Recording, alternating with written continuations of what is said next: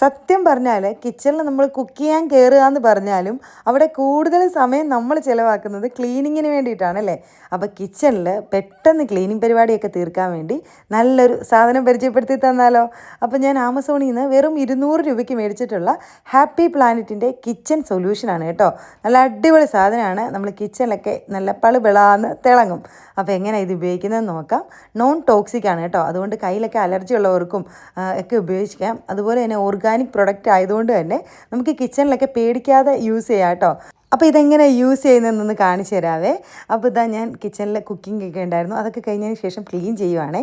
ആദ്യം ഗ്യാസ് സ്റ്റോപ്പില്ലേ അതിലൊക്കെ നമ്മളൊന്ന് സ്പ്രേ ചെയ്ത് ഒരു 2 മിനിറ്റ് അങ്ങ് ഇട്ടേക്കാം കേട്ടോ.